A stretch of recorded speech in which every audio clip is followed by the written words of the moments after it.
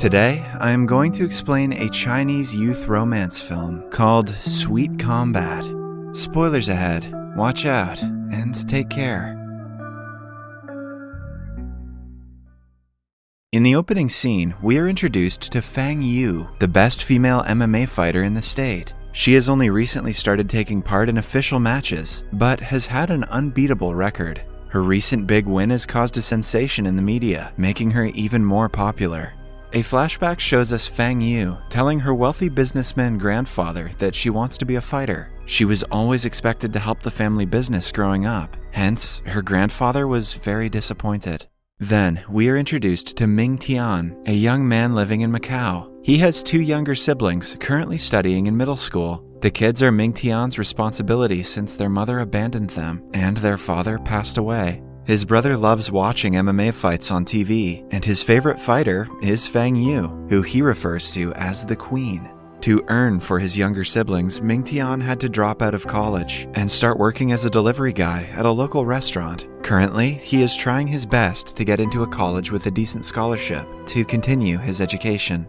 One day at work, he is asked to deliver food to a local martial arts teacher. The job is difficult because the place is 20 minutes away, but the receiver wants the food in less than 15. During the time of pressure, we get to see Ming Tian's great sense of direction. He has basically memorized every street and shortcut in the city, which helps him do his job efficiently. When almost at the destination, he sees a poor street vendor trying to collect fruits that have fallen from her cart. As he helps her, the cart runs down the street. This is when the MMA fighter Fang Yu appears in the scene and kicks the cart to stop it from moving further. It does more damage than good as the cart breaks and all the fruits are destroyed. When asked to apologize to the vendor, she simply hands her a bundle of money for the damage and walks away. Ming Tian huffs at the rude girl and continues his way to make the delivery. Fang Yu then goes to her former martial arts teacher and asks him for help. She is being pressured by her family to leave MMA and join their business. Confused, she wants him to make the decision for her, but the teacher refuses to do it, as the decision is hers, and hers alone, to make. Just then, Ming Tian arrives, revealing that the customer who ordered the food is also the martial arts teacher. He and Fang Yu look at each other, but do not share a word before going their separate ways. On his way to the restaurant, Ming Tian gets an email from a college, offering to provide him a 70% scholarship. However, the college is in another state. He is confused if he should move for his education or stay, because his siblings are already accustomed to their life in Macau.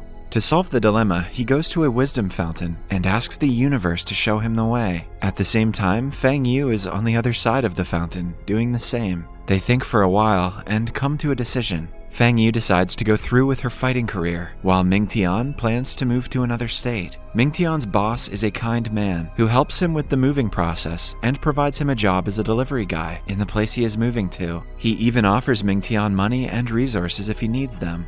In the following scene, we see Ming Tian and his siblings move into a new house. Although it is not the best neighborhood, the interior of the place is quite homely. The kids seem to love it, which ultimately makes Ming Tian happy. As the first piece of decoration, he puts a picture of him and his master on a shelf. It is revealed that he used to train in boxing with the master before his death. Following that, Ming Tian takes the kids to school, signs into his new job at a KFC, then finally goes to the college for the first time. He has been enrolled in the best sports college in the state, ZhengZe. Before this year, the college was all girls. In fact, Ming Tian will be one of the first guys to go to ZhengZe. However, when he walks in, he realizes he might be the only guy among hundreds of girls at the college. He starts to wonder if he misread the offer letter, because not a single man is in sight. The girls are intrigued by the only man, and it doesn't help that he is also very handsome. Suddenly, he bumps into Xiao Mi, a tomboyish student who loves to box and skate. Ming Tian mistakes her for a guy and instantly starts chatting about how grateful he is to find another male. Instead of correcting him, Xiao Mi simply puts a tiny pink clip on her hair and introduces herself. A shocked Ming Tian apologizes before she skates away while glaring at him. The president and a teacher named Mr. Wang are worried because initially 10 men had applied to the college, but after taking a tour and seeing only girls, all of them requested a transfer. Currently, Ming Tian is the only one left. The president orders Mr. Wang to do whatever it takes to keep him content, so he won't leave. They want to expand the college's horizons, and the presence of male students will take a huge part in that. Outside, the girls start going crazy because of Mingtian. They block his way, offering help that he clearly doesn't need. One of the girls and Xiaomi get into an argument regarding who gets to take Mingtian to the principal's office. The conflict only ends when he tricks them into looking the other way and runs away. While he is at it, he happens to bump into Feng Yu. He instantly recognizes her as the rude girl from Macau. She accidentally cuts his hand with her bag and gives him money to apply a band-aid to it. Mingtian is furious at her materialistic behavior. He demands an apology, but to Feng Yu, money is superior to an apology. Before leaving, Mingtian calls her a mannerless freak, which triggers a childhood trauma in Feng Yu. A flashback shows us that Feng Yu kicked the cart that day to save a little girl crossing the road in front of them. Her intentions were pure, but it caused the street vendor to suffer a loss. In class, Mingtian sits among several girls and is clearly uncomfortable. The girls cannot help but stare at him, even though he doesn't fancy the attention.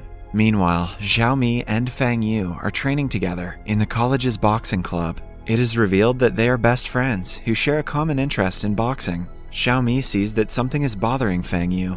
On being asked, Feng Yu claims that the new guy's harsh comments made her rethink her behavior. In the following scene, she is at home thinking about Mingtian yet again.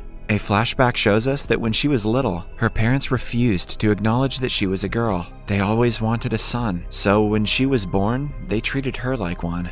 She wasn't allowed to grow her hair or wear girly clothes. Her naive mind only understood that she was a girl when her younger brother was born. Only after his birth did her parents allow her to wear dresses. Overjoyed at finally being able to express herself, she went to her crush and gave him a gift. But since all her friends thought she was a boy, they called her a freak. The incident bothered her so much that she still struggles with her gender identity. Meanwhile, at Mingtian's home, his brother wakes up in his sleep and throws punches in the air. Mingtian laughs at his cuteness before realizing that the girl he argued with is his brother's idol. He thinks to himself that Feng Yu's eyes resemble his mother's eyes, which made him angrier than he should have been earlier that day.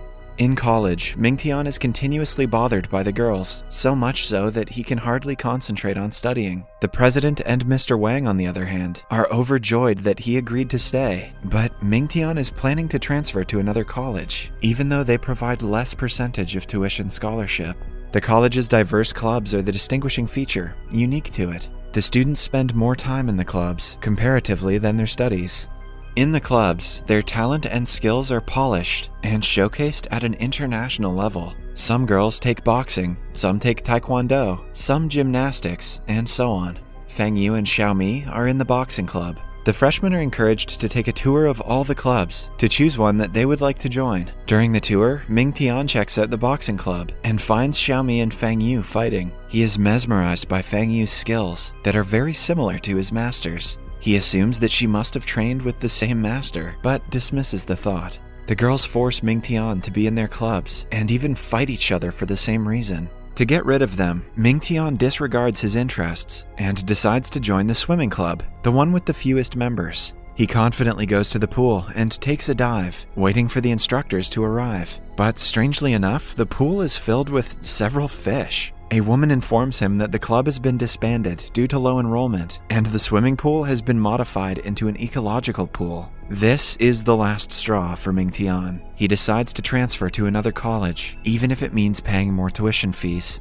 He brings his concern to Mr. Wang, who begs him to stay. He even takes a picture of Mingtian to put its silhouette in front of the men's bathroom being constructed down the hall. But the honor isn't enough to make Mingtian stay. When he repeatedly requests, Mr. Wang reveals that the transferring process is quite easy. He will have to fill out a form and post it to the college's filing box. Mingtian does as told, but is faced with a slight problem when he goes to post the form. A group of women who claim to be the first graduates of the college stops him. They have been unofficially appointed by the president to stop Mingtian from getting to the filing box. The trained women easily defeat him and send him back to Mr. Wang's office. The teacher refuses to let Mingtian transfer, but offers him a more appealing deal. He promises to extend his student loan payment period to 30 years with 0 interest. Mingtian will be studying for free if he takes the deal. With his current financial condition, he doesn't want to miss such an opportunity. Still, the pressure of being the only guy among hundreds of girls is too much for him. He decides to consider the idea. Later, Mingtian goes to a bathroom to change, but it turns out to be women's. He bumps into a naked Fang Yu, who kicks him to the ground. As the two argue, Xiaomi barges in and assumes they were doing something fishy. The two dismiss her before Mingtian walks away. In the following scene, we see Xiaomi, Fang Yu, and their rival from the Taekwondo class at an ice cream parlor, arguing about who gets the last scoop of the strawberry flavor. Meanwhile, Mingtian is on his way to deliver food when he notices a bully dragging a kid across the street. He helps the kid run away, but is in turn caught by the bullies. They take him to a field and threaten him until the girls arrive on the scene. Initially, they try to solve the problem by talking, but when the bullies start getting handsy, they get into a fight. After a long and entertaining struggle, the girls and Mingtian manage to chase them away. Mingtian is beyond grateful to them and befriends them after the incident. Because of the girls, college life doesn't seem that bad to him. Even though he might face problems on the way, he decides to terminate his transfer and stay at ZhengZe. The very next day, he accepts Mr. Wang's offer, much to the teacher's delight. With his new friends and added advantages, Mingtian hopes to have a smooth college life for the next 4 years. Subscribe for more videos like this, turn on notifications, and leave a like to help the channel out. Thank you for watching.